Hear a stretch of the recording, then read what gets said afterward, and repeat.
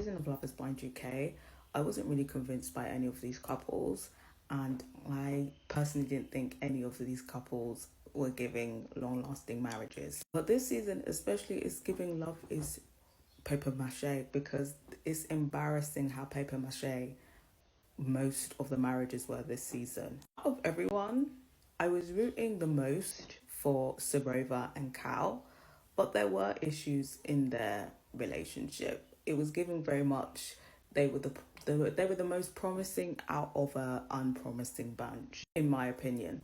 But I suspected that if there was a breakdown in the marriage, it was going to be KAL's fault, simply because everybody around him was basically like how he has commitment issues. He's never lasted longer than 6 months in a relationship, and I just feel like if that has been a reoccurring pattern, what's to say that's not going to reoccur in the marriage? And that seems to have happened. Now, this season they've got people sitting next to each other this season, except for I guess the couples that didn't get married.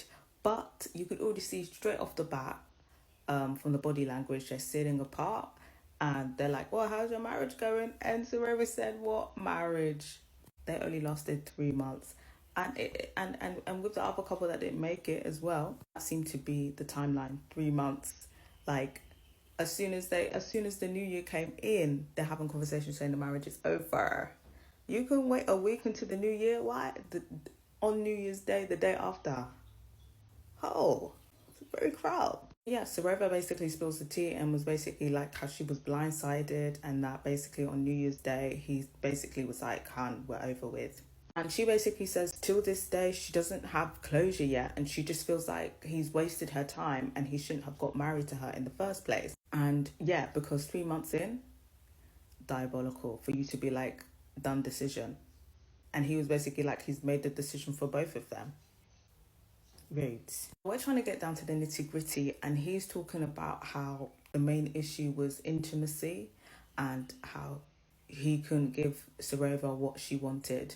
Now he pivots and is like, "Oh, it's not about like physical attraction, it's about like kissing and cuddling and stuff," and how he couldn't give her more, and it was a big problem for Sarova. I just think if that is the main reason why he's breaking up with Sarova, or that's what he's claiming, it's a crock of shit.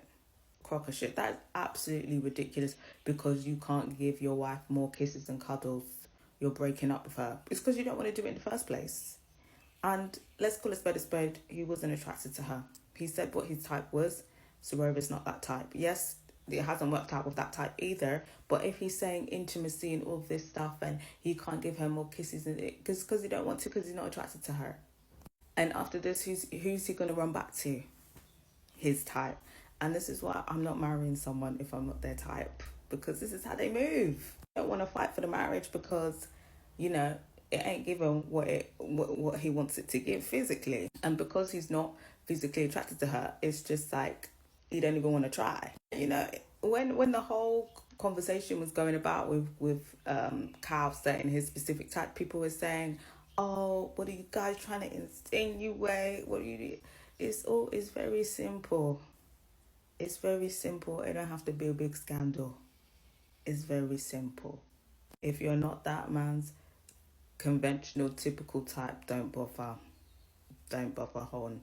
Because you're already managing anyway in a relationship with a man. You're already negotiating anyway. And then you're putting yourself at a disadvantage. You see how he said he made the decision for both of them. She wasn't even attractive enough for him to even have a conversation about it.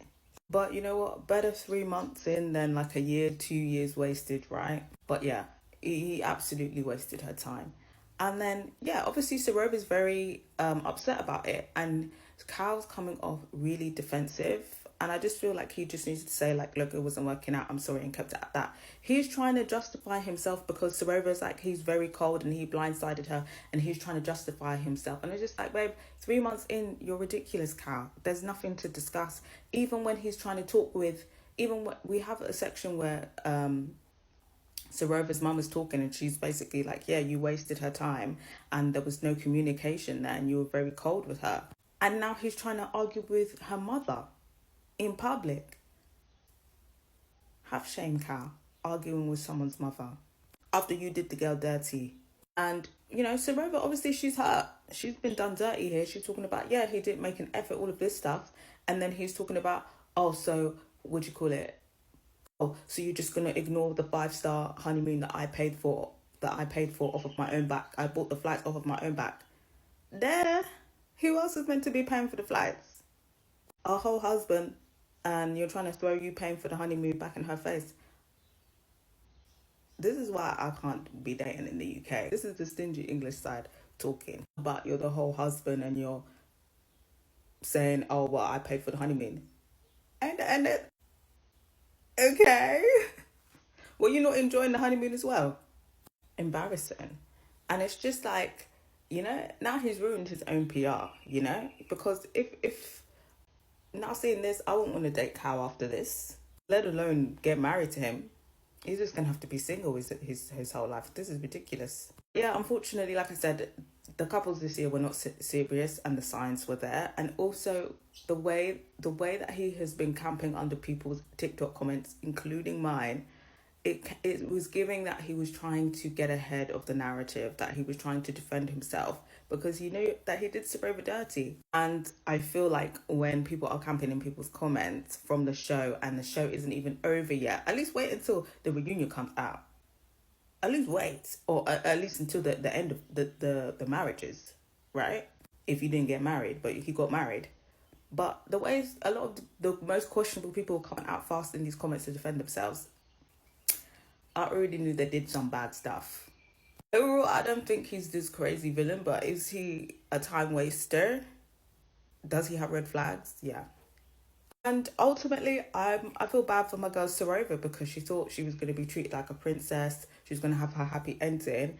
And she ended up in a 3-month ridiculous marriage. It's embarrassing. But I wish Sarova the best, and I hope that she finds her person. And I think maybe, I don't know, I think we're still going to get a lot of this next season. But like I said, I think a lot of these relationships were not at the point where they should be getting married, in my opinion. And I think this season was a masterclass in that, I think the experiment can work, but I think lots of people's desperation to get married um, clouded their judgments and their decision making, and it ultimately was not the right decision for them to get married at that point. But I got to hear from you guys. What do you think about Sarova and KAL's breakdown of their marriage? Are we shocked? Do we feel like KAL was faking it? Was it genuine? Or do you feel like perhaps outside of the experiment, the bubble burst, the rose tinted glasses came off, and KAL was basically like, what the fuck did I do? I don't think he would go this far as a plot and scheme for a 3-month marriage. I think maybe he was open to it, and I believe him when he said that he was open to having a long-term relationship with Sarova. But I think in the back of his mind, he always knew that divorce would be an option. Whereas Sarova was very much like, this is going to be my one and done marriage. I think he always had an escape plan, and I think that's maybe what he was withholding or being disingenuous about forever. I don't believe him when he said that he thought that they would last forever. I think it was more of they could, but if I have to get divorced, he was happy for that. It was something, I think he took marriage lightly because he always knew divorce was an option, whilst it wasn't the same for Sarova. And I think he was selfish in that because Sarova expressed how painful the divorce with her parents was and how she doesn't want that for herself. But he was selfish and he put himself first. And that's a risk that you take in relationships, especially with men, because they are just selfish and they will waste your time. Unfortunately, it don't matter if they put a ring on your finger, they will waste time. But I hope you enjoyed that 5-star honeymoon, darling. I hope you ran up that bill, honey. But yeah, let me know your thoughts on the situation.